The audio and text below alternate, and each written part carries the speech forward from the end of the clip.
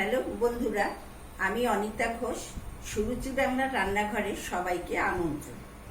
সামনেই জন্মাষ্টমী, উৎসবের দিনে তো বটেই, তাছাড়া যে কোনো অনুষ্ঠানে বাঙালির ভীষণ প্রিয় খাদ্য মিষ্টি।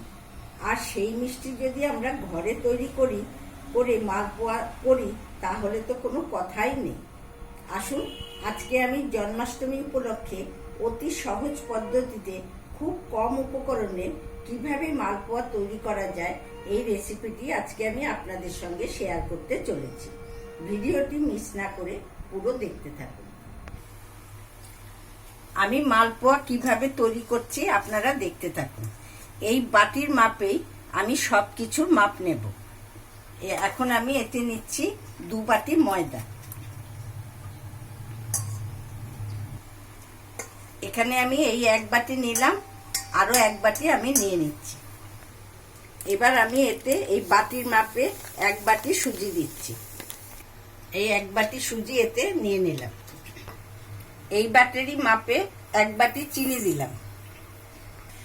এতে দিলাম নারকেল কুড়ো, আর দিচ্ছি এতে সামান্য নুন। এবারে আমি এই উপকরণগুলো একসঙ্গে মিশিয়ে নিচ্ছি।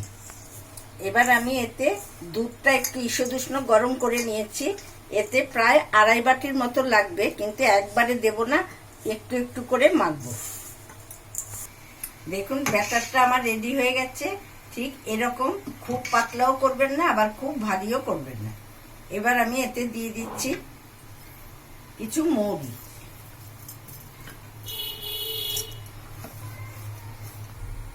এই ব্যাটারটি আমি মিনিট 10 রেস্টে রেখে দিয়েছিলাম। দেখুন এখন জিনিসটা কত সুন্দর ফুলে গেছে। এই ফাঁকে আমি তেলটাও গরম করে নিয়েছি। এখন আমি তেলে একটা একটা করে ছেড়ে দিচ্ছি। আমার তেল গরম হয়ে গেছে। এবার আমি একটা একটা করে দিয়ে দিচ্ছি। দেখুন আর কি সুন্দর সুন্দর ফুলো ফুলো হয়ে আমার মালপোয়া ভাজা হয়ে গেছে। এবার আমি এগুলো তুলে ফেলছি। মালপোয়া আমার রেডি। চিনির রসে ডোবানো ছাড়াই কিন্তু এই নরম তুলতুলে মালপোয়া খেতে হয় খুবই সুস্বাদু। বন্ধুরা, যদি আপনাদের এই মালপোয়া ভালো লাগে, যতটা সম্ভব শেয়ার করবেন, কমেন্ট লাইক করবেন। নতুন নতুন রেসিপি পেতে গেলে অবশ্যই আমার চ্যানেলটিকে সাবস্ক্রাইব করে রাখবেন। আজ আমি এখানেই শেষ করছি।